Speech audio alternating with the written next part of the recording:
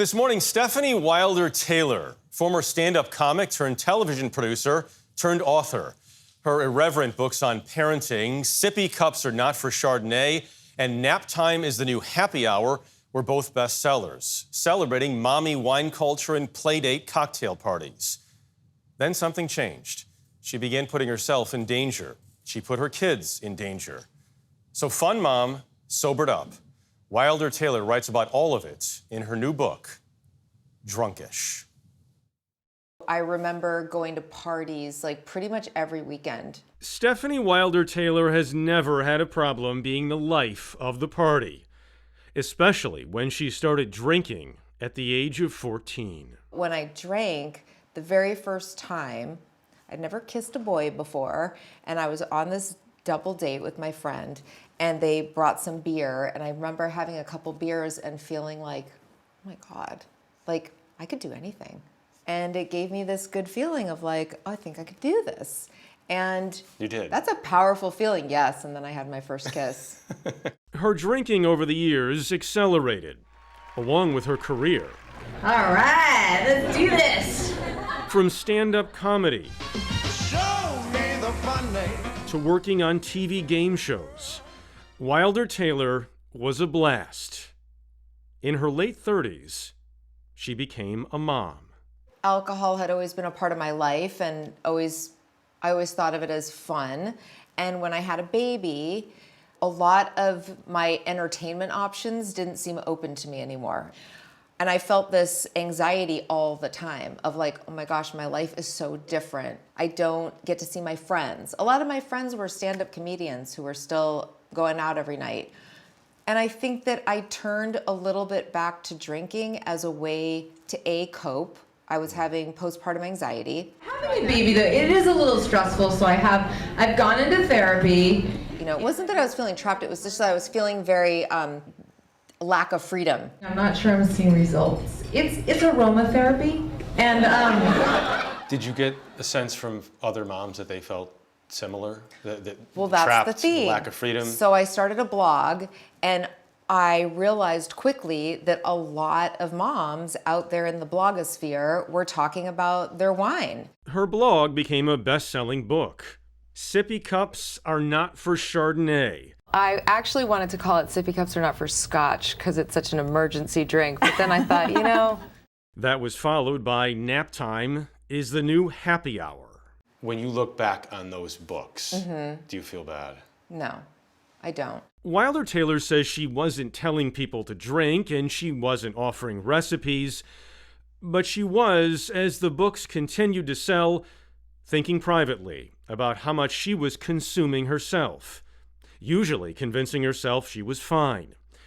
Like when she drove her kids to one particular party, the day that changed everything. I always think I've had 2 drinks, even when I've had 6 drinks. I'm like, I'm on my 2nd drink. So my brain told me that I was totally fine to drive. I got in the car. I had my 4-year-old and one of my toddlers with me, and I drove home, and it was a short drive. But when I got home, my husband was absolutely furious. He knew I'd been drinking. In that moment, I still honestly was like, I was fine. What? He is so overreacting. This is ridiculous. But I woke up in the morning and I realized that even my memory of the night was spotty. And so I knew 100% that I'd gotten drunk and I'd driven my kids in the car. And I saw the whole thing and I was so ashamed. And there was just no other way to look at it. There was no other way to see the way I drank. I was like, I'm not safe when I drink. I'm not predictable. And so I have to do something different. Like, I cannot drink again and I have to do whatever it takes. And that was it? That's the last time I drank, yeah. May 22nd, 2009. Quitting drinking got some attention at the time, but Wilder Taylor never wrote the whole story until now. Prompted not just by what she'd done to help herself, but what she could potentially do to help others. And I'm constantly catastrophizing and then going, okay, what's worst case scenario? I found that every time addiction or talking about quitting drinking or sobriety came up in my podcast, I'd get people saying, it helps me so much when you talk about this. You know, it helps me, it destigmatizes it for me. It helps me feel more normal that I'm struggling with this, or it helps me take a look at it, or all these things. And it started occurring to me, wouldn't it be great if I could do like sippy cups are not for Chardonnay, but for like my sobriety? Drunkish is both funny and scary, but not, and this was important to her, preachy. I think one of the helpful things you do in the book is not offer a prescription. Mm-hmm. It's like your attitude is do what works for you. Yeah. Now, that doesn't mean be destructive. Right. But you know what I'm saying. I think there's not one way. If people are wondering if they drink too much, like I can't tell somebody. I mean, I get asked all the time, you know, how do I know if I have a drinking problem? I don't know. It's like that's something that you have to figure out for yourself. But if you're asking me that question, yeah, you may want to think about it. Right. If you're spending mental energy worrying about how much you drink, that's definitely something to take a look at. And I would encourage anybody to just examine it. When you feel uncomfortable now, what do you do?